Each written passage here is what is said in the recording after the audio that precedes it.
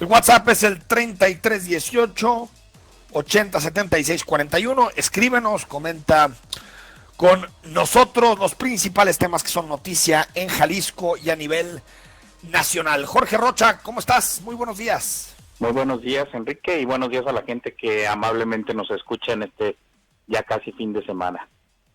Leíste el post de Alfaro, ¿no? Pues sí, fíjate que tuve un déjà vu de Emilio González Márquez. Recordarás allá, si mal no recuerdo, Comentada. sí, 2011, cuando fue la famosa mentada, que además ya luego varios estudios en comunicación política mostraron que fue un asunto que la ciudadanía de Jalisco nunca le perdonó a aquel gobernador, al último gobernador panista que tuvimos hasta el momento. Y sí, me parece un mensaje muy desafortunado en el tono. Evidentemente esta expresión que hace al final sobre las personas que el gobernador dice que no entienden, pues sí me parece profundamente desafortunado, ¿no? Y sí, yo creo que son mensajes que no ayudan definitivamente a que generemos esta convergencia entre ciudadanía y clase política, ¿no? Porque efectivamente, ya bueno, lo hemos dicho en este mismo espacio, hay una parte de la ciudadanía de Jalisco, primero, que no cree que la pandemia exista, y creo que la polarización política ha abonado precisamente a esta no creencia. Pero también hay otra buena parte de gente que sabemos que tiene que seguir saliendo de su casa. Y hay gente que no le importa, Jorge, también es cierto. No, Pero una por cosa es que haya gente que no le importa, que sea irresponsable, y aquí hemos hablado de mucha gente que es irresponsable, vacacionistas, gente que sale como si no hubiera ningún problema, que sigue haciendo fiestas, como si esto fuera un tiempo para divertirnos haciendo fiesta con los compadres, con los amigos. Pero una cosa es eso y otra cosa es decir, es por la gente consciente que cumple con su responsabilidad y también por los pendejos que siguen sin entender. A ver, se puede ser firme, se puede ser enfático, se puede ser duro, Jorge, siempre apelando a palabras razonables. Decirle así a gobernados tuyos no es la mejor forma de referirse, Jorge. No, indudablemente. Yo creo que son situaciones o hechos que lo único que hacen es alejar más a la ciudadanía de la clase política.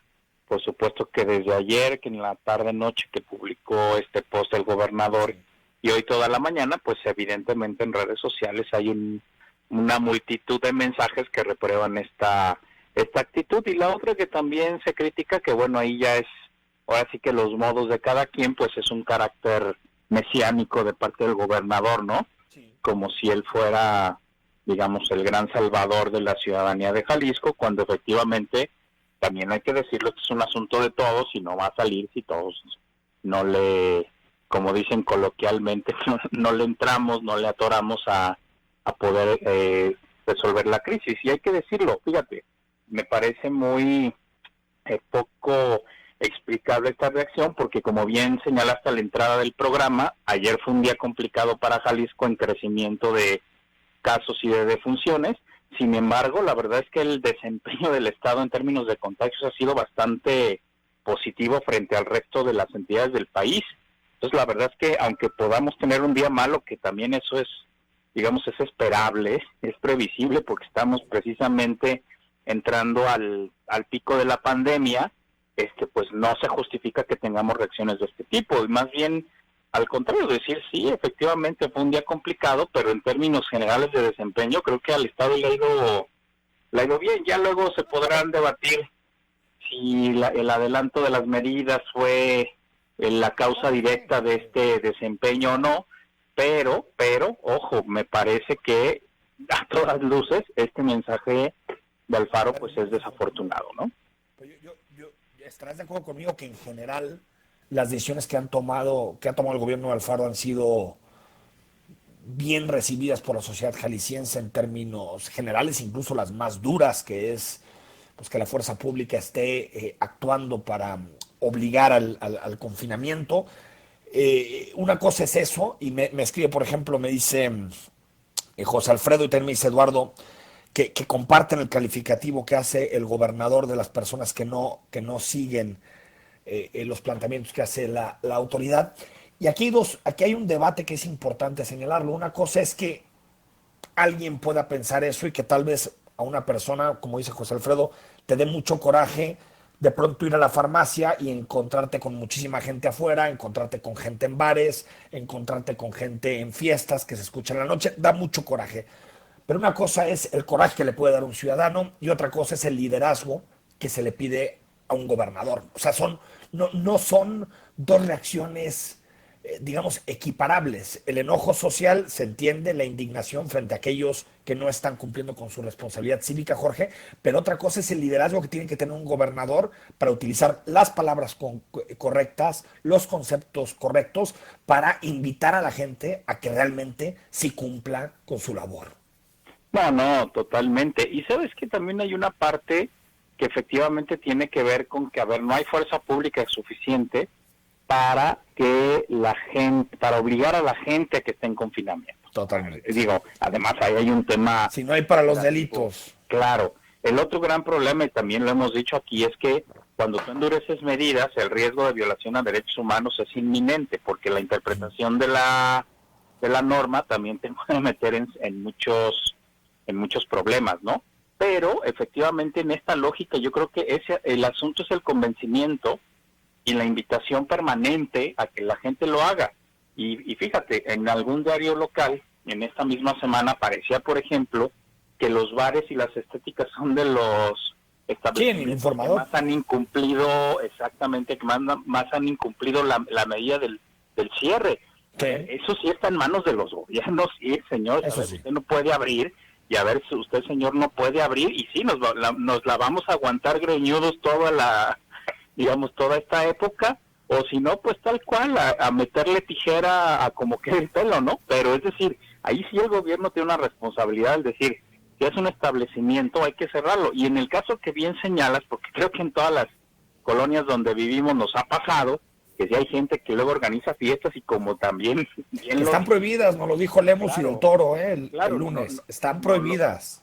O sea, nos da coraje, efectivamente ahí es donde entran estas medidas de invitación, estas medidas de señalar que estamos en un riesgo alto, etcétera, etcétera. Digo, pero esa parte yo creo que tiene que ser mucho más al nivel del convencimiento de la ciudadanía, ¿no? Y efectivamente cuando ya haya lo que decían, cuando ya haya, digamos, no acatamiento de forma muy negligente, pues evidentemente pueden entrar otras cosas, pero ojo, el gobierno no puede entrar en esta lógica de creer que los ciudadanos son tontos o son niños o son infantiles, y creo que la ciudadanía de Jalisco expresa de otra manera, ¿no, Jorge? Día, expresa de otra manera, porque fíjate, si el gobernador hubiera redactado ese señalamiento que lo vuelvo a decir, yo creo que la gente que no está acatando y que lo puede hacer y que no está acatando nuestra responsabilidad son unos irresponsables, son unos inconscientes. Incluso, Jorge, me enteraba de casos de gente que esperando pruebas sigue yendo a trabajar. O sea, hay un problema cívico y de individualismo, de egoísmo muy fuerte en muchas personas que les vale lo que sea y salen a trabajar, se van de bar con los amigos, no les importa. Pero fíjate, si el gobernador hubiera utilizado la palabra correcta, no estuviéramos discutiendo sobre el uso de la palabra pendejos. Estaríamos hablando sobre las medidas necesarias, los porcentajes de cumplimiento, cómo hacer para que el confinamiento, para que el aislamiento social realmente tenga un impacto. Es decir, incluso en términos de su estrategia de comunicación hacia los ciudadanos, es un error claro. No, claro, por supuesto. Y te digo, puede ser incluso justificable la molestia del gobernador, pero evidentemente el uso de esta palabra y el tono pues es completamente, digamos, desafortunado, incorrecto desde mi punto de vista. Además, ojo, ya el problema es que los mensajes del gobernador, no solamente sino otros anteriores, están en este tono, vamos a decir, regañón, ¿no? Hacia la ciudadanía. Ese no se le va a quitar nunca, ¿eh? Exacto, pero ojo, tiene que entender que no le está hablando a niños Estoy de acuerdo contigo. No está hablando con niños, no está hablando con gente que no piensa, y finalmente, en lugar de entrar en esta lógica con estas personas que no creen en la pandemia, pues tendría que entrar en un diálogo mucho más, digamos, más constructivo, ¿no? Y efectivamente, siempre va a haber gente que no acata las reglas, digo, eso también es asunto, digamos, de normalidad en cualquier tipo de sociedad, no hablo solamente de la de Jalisco, pero lo que precisamente ayuda es que más gente esté convencida de las medidas, y entonces hay lo que le llamamos una autorregulación social, ¿no? Donde entonces todo el mundo, no es el policía el que le dice a la gente, oye, necesitamos que estés en el confinamiento en tu casa, sino que es todas y todos que nos estamos mutuamente presionando para decir, a ver, si no acatamos ciertas medidas nos va a ir mal a todos, ¿no? Pero evidentemente esto lo que hace es romper esas dinámicas de colaboración, y lo que nos hace es profundizar las dinámicas de división y polarización, que en escenarios de este tipo, que también ya se ha dicho hasta la saciedad, son los que menos ayudan a salir de la pandemia de la forma más favorable. Oye, Jorge, incluso nos está diciendo 6835 que la mayoría lo hacemos, estamos tomando estas decisiones por convencimiento propio, no por seguir o por quedar bien con lo que dice algún mandatario. Jorge, escuchamos, hoy se habló sobre seguridad en la rueda de prensa matutina. Sabemos que las cifras no son las mejores en materia de seguridad, en particular homicidios. Este año comenzó con niveles altos de homicidios, pero sí en otros, como por ejemplo los robos de auto o robo a personas. Escuchamos a Alfonso Durazo, que por cierto habló de que algunos municipios en donde se están haciendo bien las cosas en materia de evitar el robo de autos es en Guadalajara y en Tlajomulco. Recibimos en 15,000, en poco más de 15,000 el robo, estamos en 10,000, poco más de 10,000. Aquí esta sería la tendencia histórica. Aquí hay un logro muy, muy importante. Adelante. Hemos logrado avances en Culiacán, en Tlajomulco, Ciudad Juárez, hemos logrado una baja importante, en Guadalajara, Puebla se nos subió un poco.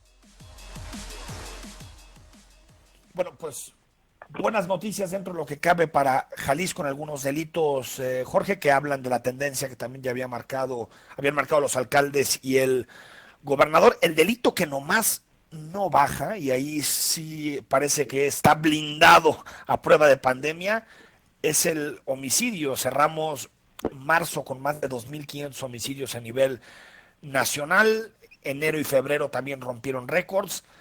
Es decir, ni el confinamiento, ni el aislamiento, ni nada evita que sigan muriendo muchísimas personas asesinadas en este país. Sí, fíjate, bueno, obviamente sí hay que celebrar las buenas noticias. Digo, también hay que ponerle, como dicen, una nota al calce, porque estamos en un momento distinto de cómo se está yendo la vida social, pero evidentemente dentro de todas las malas noticias que tenemos, esto, pues, por supuesto que hay que celebrarlo, y sobre todo que se está, como bien también señalabas, se está poniendo los ejemplos de Tlajomulco y Guadalajara, que por supuesto que para los que vivimos en estos municipios es una gran noticia. Y sí, la verdad es que me parece muy desafortunado este asunto de que precisamente los homicidios dolosos, que es algo que ha lastimado muchísimo a la sociedad, no baje, pero también es completamente entendible. O sea, si estos homicidios tienen que ver con esta dinámica de criminal que hemos tenido en el país, pues esa no va a parar, esa no para con pandemia o sin... Los narcos no se confinan. Sin pandemia, exactamente, no se confinan. ¿Por qué? Porque, bueno, de por sí ya están en una lógica de actividad ilícita, y por lo tanto, pues no van a acatar, por supuesto, que ningún tipo de decisión gubernamental en términos de confinamiento. Incluso la verdad es que precisamente porque también es posible, y ya hay algunos trabajos muy interesantes académicamente que hablan de que también los cárteles mundiales han sido afectados con la pandemia, pues evidentemente cuando este negocio deja de prosperar, pues los niveles de violencia tienden a aumentar. Eso también es completamente comprensible, ¿no? Y efectivamente a mí también lo que me preocupa es que ahorita los gobiernos sí estén, y hablo aquí del federal, estatal y municipales, estén plenamente concentrados en el tema del COVID-19, y que esta agenda se suelte. Esa parte es la que a mí también me me preocupa porque efectivamente los números dicen que aquí la verdad es que no hemos tenido ningún tipo, ahí sí hay normalidad, una En homicidios, desafortunada ¿no? normalidad, exactamente. En homicidios, porque en otros delitos, qué bueno que están bajando. Hay que ver en una etapa más normalizada, Jorge, si se mantienen estas cifras. Te mando un fuerte abrazo, que tengas buen viernes y que disfrutes el fin de semana dentro de lo que cabe.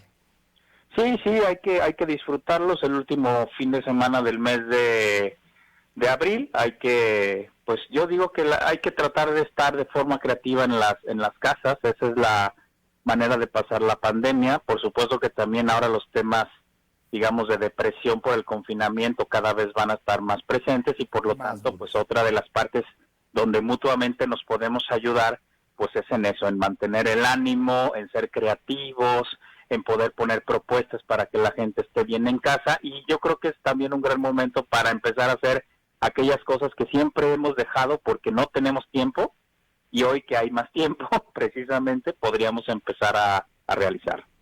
Coincido contigo. Un abrazo, Jorge. Que estés muy bien, Enrique, hasta luego. Al corte, regresamos para hablar con el doctor Mario Márquez, coordinador general de epidemiología del Hospital Civil de Guadalajara.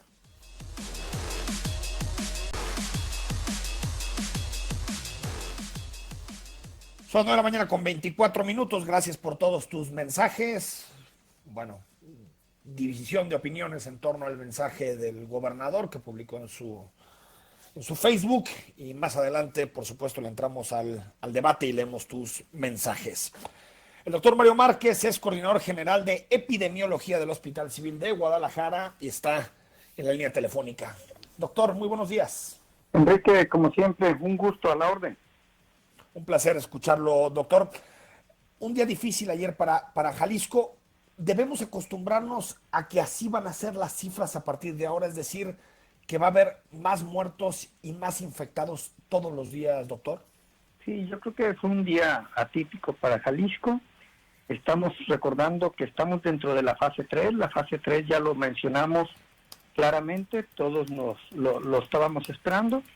Es cuando tenemos dos características interesantes. Primero, los casos exponenciales se empiezan a dar. Esto quiere decir, vamos a tener mayor número de casos y vamos a tener menor control dentro de los contactos que encontremos en estos casos, porque ya la transmisión es eminentemente comunitaria. Y también tendríamos que cuidar muchísimo el hecho de la sobresaturación que pudiéramos tener dentro de los hospitales.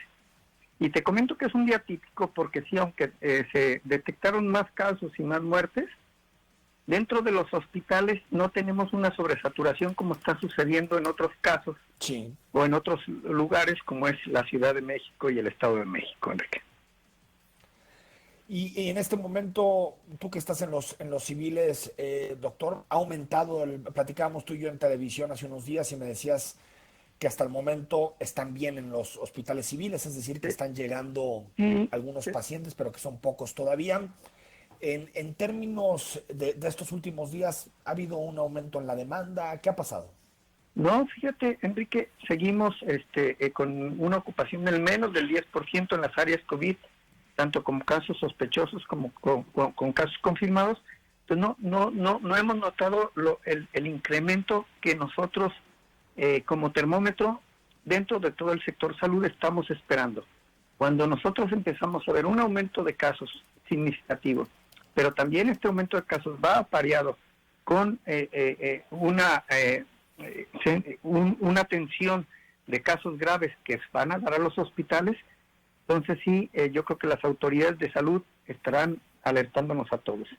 Por el momento, Enrique, sí, lo importante es entender que esta fase 3 y más para Jalisco es muy importante porque puede ser la diferencia entre estar como la Ciudad de México, que además de un número importante de casos, ahorita lleva 3.157 casos y 227 muertes, nosotros llevamos 254 y 19 muertes, y como lo puedes ver en las gráficas, ocupamos los últimos lugares a nivel nacional en casos activos, como lo está manejando el subsecretario López-Gatell. Sí. Bueno, es momento para todos nosotros como jaliscienses de activarnos y hacer lo que nos toca. Y hacer lo que nos toca es en primer lugar, quedarnos en casa. En segundo lugar, si tenemos alguna sintomatología, inmediatamente pedir la muestra, Enrique.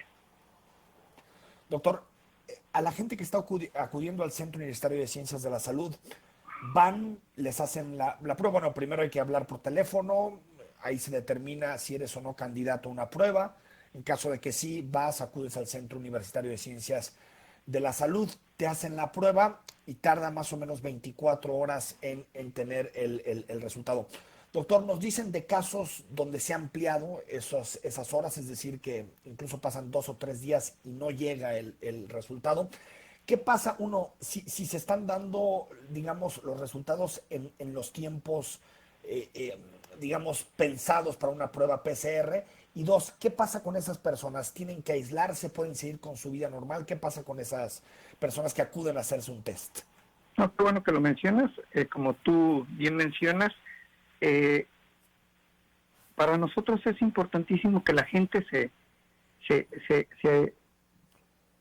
tenga una opción de salida. Y la opción de salida, como bien lo mencionas, es el call center, en donde por medio de todo un algoritmo epidemiológico nosotros determinamos si amerita o no la muestra, hacerse la muestra. Sobre tu pregunta muy específica, cuando nosotros tomamos la muestra, hay muestras que sí salen en 24 horas e inmediatamente se les da su resultado. Y hablo de 24 horas porque 24 horas es más o menos lo que tarda una muestra en estar en el laboratorio, desde su procesamiento hasta la extracción del RNA, después ver si es positivo o no es positivo, si nos sale sospechoso o no nos sale sospechoso. Y hay casos que se necesitan 2 cosas: tener más tiempo para el diagnóstico, sobre todo los positivos, y por otro lado, además del diagnóstico, para nosotros es importantísimo, Enrique, decirle a la gente que hay gente que va a necesitar otra muestra. Hay momentos en que las muestras, por las cuestiones de los reactivos en los laboratorios, nos salen indeterminadas. O sea, están en una línea entre que puede ser positivo o puede ser negativo. Entonces, hay a otras personas que para nosotros es muy importante tomar una segunda muestra. Por eso, aunque nosotros la mayor parte de los resultados los entregamos en 24 horas, hay muestras que sí se tardan hasta 72 horas para poder obtener el resultado dentro del laboratorio. Y en el caso de estas personas que se extiende hasta 72 horas, la petición es que estén en casa. La petición, sí, claro, toda persona que nosotros muestreamos, nosotros les damos recomendaciones específicas. Y dentro de estas recomendaciones específicas está que por mientras va a tener su resultado es quedarse en casa. Inclusive cuando sale el resultado negativo, si él no tiene y cumple actividades esenciales, se les recomienda a todos quedarse en casa. Claro, pero con ellos en específico, porque ya tienen una sintomatología que hizo que ameritara hacerles una prueba. Sí, exactamente, tú lo has dicho. A todos ellos, cuando ya el algoritmo te dice que tienes riesgo, inmediatamente nosotros lo que hacemos, Enrique, es pedirle a la persona que se aísle dentro de su propia casa, que esté en un cuarto aislado, que trate de tener menos contacto con su familia, que traiga su cubrebocas siempre. Le pedimos a la familia que haga exactamente lo mismo cuando va a tener contacto con esta persona. Y una vez que lo diagnosticamos, Enrique, bueno, estamos dando seguimiento a los contactos. El día de ayer dimos a conocer que teníamos ya 10 positivos oficialmente confirmados para la Secretaría de Salud. Estos 10 positivos nos dieron ya la oportunidad de encontrar 21 contactos. De estos 21 contactos, hasta el día de ayer habíamos localizado ya con cita a 19. 2 de ellos, aunque los invitamos a la cita, todavía no nos confirmaban la cita, pero estamos tratando de ir más allá de los casos positivos. Estamos tratando de contactar también a todas aquellas personas que estuvieron con ellos de una forma cercana para poder invitarlos a la muestra y tratar de romper las cadenas de transmisión, que, como te digo, cada vez va a ser más más difícil, ¿eh? ¿Había posibilidad, doctor, de hacer 500 pruebas por día? Y entiendo que ha habido menos de ese número. ¿Es por falta de socialización del número o porque se descartan muchos casos que llaman al call center? ¿Había una sobreexpectativa del dato? ¿Cómo entendemos que no estemos alcanzando esas 500 pruebas diarias?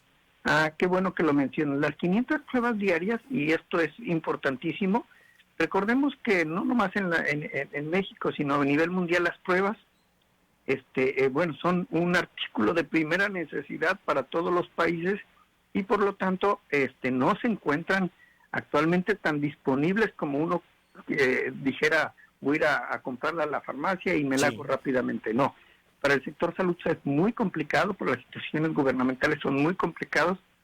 Imagínate para las instituciones universitarias. Tanto gobierno del estado como la Universidad de Guadalajara hemos hecho una alianza para hacer el mayor número de pruebas y tenemos una capacidad efectivamente de 500 pruebas en el estado de Jalisco entre la Universidad de Guadalajara y el gobierno del estado. La situación es cómo aprovechar estas pruebas, Enrique, y en qué momento aprovechar las pruebas. Ahorita, epidemiológicamente, para nosotros las pruebas, creo que estamos rompiendo con el modelo de vigilancia epidemiológica Centinela que está utilizando la República Mexicana, pero tampoco se trata de hacer pruebas por hacer, Enrique. Solo estamos haciendo las pruebas de una forma muy ordenada y con todo un enfoque epidemiológico. Esto nos va a llevar, sí, a tener quizás menos pruebas, pero estas pruebas van enfocadas al momento epidemiológico que están viviendo Jalisco y a grupos de riesgo pero muy específicos. Tal vez, doctor, en algunos días... Termino con esto, Enrique, mi comentario. Hasta antes del lanzamiento de la estrategia entre la Universidad de Guadalajara y el gobierno del estado, se hacían en promedio 70 pruebas diarias en Jalisco. Actualmente estamos haciendo en promedio entre los dos cerca de 300 pruebas diarias. ¿Esto qué quiere decir? Hemos triplicado la capacidad de hacer pruebas. Pero no se trata, te vuelvo a repetir, de hacer pruebas por hacer, sino hacérsela a quien debe de hacerse para no gastar este recurso tan importante que pues, a futuro nos puede también ser de utilidad y sobre todo lo tendríamos que necesitar y quizás ya no tendríamos, Enrique. Doctor, nos escribe una persona, terminación 7564, para decirnos que se hizo la prueba el viernes pasado y que no le han confirmado el resultado, es decir, ya es una semana que llamó al call center y que le dijeron que ellos no eran los encargados, que esperara la llamada. ¿Qué se hace con este tipo de casos? Porque ya una semana, pues, por mucho pasó el periodo esperado. No, y qué bueno, ojalá y me puedas pasar, si se puede, ahorita te lo contacto. El contacto, yo me pongo inmediatamente en comunicación con esta persona, vemos cuál es su caso específico. Tenemos 2 casos específicos que no hemos podido localizar dentro del call center y yo espero que sea uno de ellos y que ya lo podamos localizar a final de cuentas. Pero porque a todos la los incertidumbre negativos es terrible. se le está dando un seguimiento específico, ¿eh? Doctor, como siempre, un abrazo, suerte y también un abrazo a todas las personas que trabajan en los civiles y como siempre, nuestro reconocimiento a la labor que están haciendo en estos días difíciles. Enrique, también reitero el reconocimiento a mis compañeros que están en la trinchera, de veras, y le pido a toda la sociedad que apoyen a esos médicos, enfermeras. Claro que los vamos a apoyar. Todos. Muchas gracias, claro Enrique. Que los vamos a apoyar. Un abrazo. El doctor Mario Márquez, los últimos datos sobre COVID en nuestra entidad. Otra vez, día complejo ayer, 4 fallecidos por COVID. Aún así, Jalisco sigue siendo uno de los estados que mejor está gestionando la pandemia. Hay que seguir así, hay que ser responsables. También lo decía el doctor Jorge Rochi, yo estoy totalmente de acuerdo contigo, con él, no somos niños. Hay que demostrar la madurez de la sociedad jalisciense, de los tapatíos, para enfrentar la pandemia, cuidarnos, utilizar cubrebocas. No es una petición fantoche de las autoridades. El cubrebocas reduce hasta en un 98.5%. Si 2 personas tienen sana distancia y tienen cubrebocas, reduce la propagación del virus. Por lo tanto, seamos conscientes, responsables. Y es difícil, y yo ya noto signos de desesperación en mucha gente de mi entorno, de mi alrededor, que dicen ya, es difícil lo que estamos viviendo, pues hay que meterle, imaginémonos la angustia del confinamiento, del aislamiento, de no poder ver a los papás, no poder ver a las mamás, que los nietos no puedan abrazar a sus abuelos. Es un asunto anormal. Yo lo sé, y eso es angustiante, y aparte le metemos el tema económico que viene durísimo, pero si nos comportamos a la altura de las circunstancias, saldremos mejor parados y en 1 o 2 meses diremos, valió la pena porque empezaremos a reconstruir los principales cimientos de la economía en Guadalajara y a nivel nacional. Al corte, leemos tus mensajes, también hablamos de educación, nos estamos quebrando la cabeza las madres y los padres para llevar la educación de los hijos, pero también los profesores que tienen que convivir y utilizar pues muchas herramientas que en ocasiones no estaban familiarizados. Al corte y seguimos en Cara a Cara.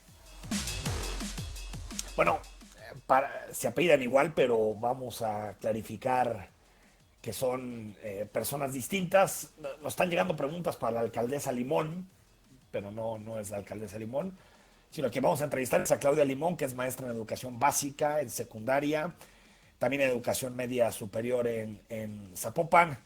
Claudia, ya te andaban confundiendo con la alcaldesa. Muy buenos días. Ya veo. Buen día, Enrique, a ti y a todo tu auditorio.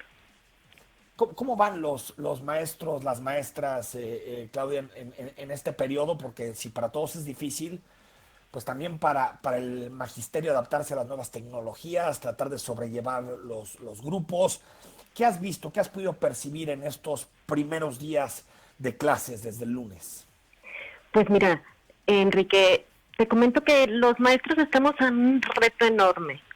Tenemos que empatar las necesidades académicas de los estudiantes, también aunado a los contextos familiares, porque las familias actualmente están sujetas a presiones, a desesperación, sí, posibles efectos emocionales de las y los niños, y todo eso, además, empatarlo con las demandas de la autoridad para presentar evidencias de trabajo. Entonces, en dinámicas del hogar, también en las que estamos envueltos los propios maestros, tenemos familias, tenemos hijos que quizá también están tomando clases en línea, entonces se vuelve un poco demandante, pero estamos en el entendido de que es un reto social al que tenemos que enfrentar juntos. ¿Qué es realista pensar que se puede avanzar en este tiempo? Claudia, tú como maestra con tus alumnos, ¿es realista? Porque yo leí un artículo muy interesante en una revista de Estados Unidos que hablaba precisamente del caso de Estados Unidos, que tiene otras condiciones, pero incluso ahí en el artículo decían, no estamos avanzando en materia educativa en estos días. En México, ¿es posible? ¿No es posible? ¿Lo ves complicado? ¿Va a ser necesario que después de pasar la pandemia se tengan que hacer remediales mucho más profundos? Digamos, este tiempo, ¿qué tanto se puede aprovechar? Pues mira, Enrique, yo creo que eso está en función realmente de la brecha, ¿no?, social y económica en la que atraviesa el país, porque depende mucho de las estrategias de los docentes, apegado a las posibilidades de los niños para conectarse en línea, por ejemplo, o para acudir a la escuela por sus actividades. Y entonces esto sí creo que no puede ser un impasse, obviamente, pero los aprendizajes esperados del ciclo escolar marcados por la Secretaría de Educación Pública va a ser muy complicado lograrlos. Si acaso se logrará en un muy pequeño grupo de niños que tienen facilidades económicas, tienen claro, papás que pueden disponer del tiempo y la atención claro, para irlos orientando. Entonces, sí creo que efectivamente tendríamos que tener una estrategia remedial. Por ejemplo, en España, lo que programaron para el siguiente ciclo escolar es que se ingresara primero los chicos que no habían tenido respuesta en línea.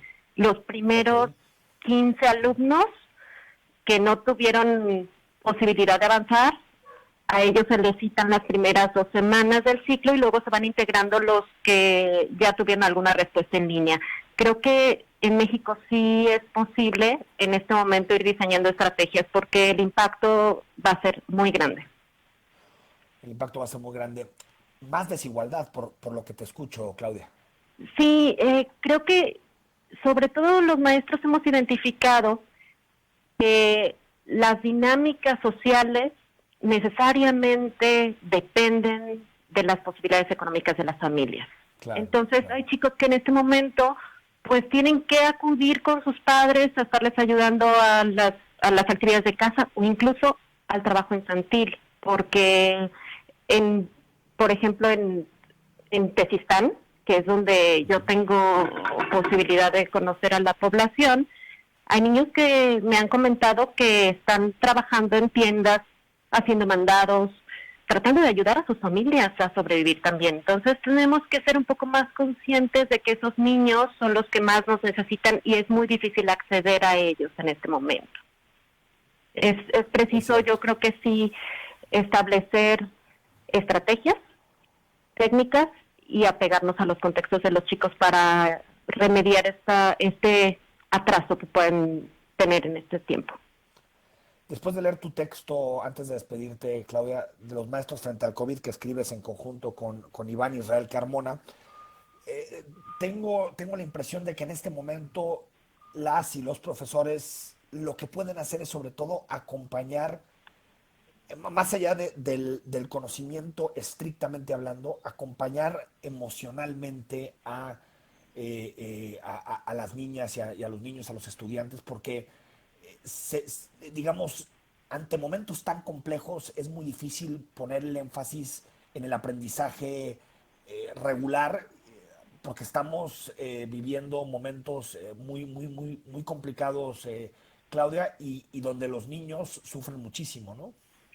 Sí, pues los niños están sujetos a las dinámicas familiares y las familias estamos en una situación de estrés, de confinamiento, de algo inédito. Estamos en una dimensión, vamos a decir, desconocida para cualquiera de nosotros y estamos enfrentando cada uno con sus herramientas socioemocionales, económicas y familiares. Entonces, creo que sí los maestros debemos hacer una reflexión para desarrollar habilidades socioemocionales en los chicos, que les ayuden a disminuir su estrés, su depresión o ansiedad que les puede dar el confinamiento.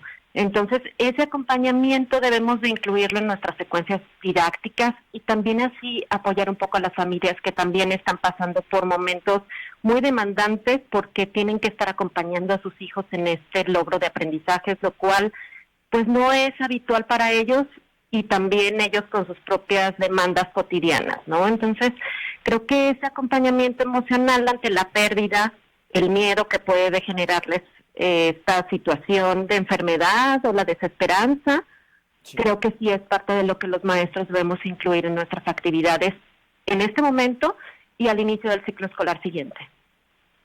No sé si todo el mundo pensará igual, pero al menos personalmente yo, Claudia, desde que comenzó este proceso que ya lleva más de un mes de aislamiento social, valoro más a los maestros porque todos los días uno tiene que ser papá, trabajar y también llevar adelante el curso de los niños y dices, benditos maestros. Te mando un abrazo, Claudia. Gracias, Enrique, a sus órdenes, estamos a sus órdenes. Muy buenos días. Bueno, mañana con 50 minutos al corte hablamos del caso Javier Alatorre con Juliana Tilano y leemos tus mensajes, hay muchísimos, trataremos de leer la mayoría. Esta situación encendió las redes sociales. Algunas personas pidieron la cabeza del conductor, otras el retiro de la concesión a Televisión Azteca y también hubo quienes solicitaron una respuesta enérgica del gobierno federal. Sin embargo, nada de esto ocurrió. Al día siguiente, López Obrador dijo que dicha declaración se enmarcaba en la libertad de expresión y la Secretaría de Gobernación presentó un apercibimiento público a Televisión Azteca.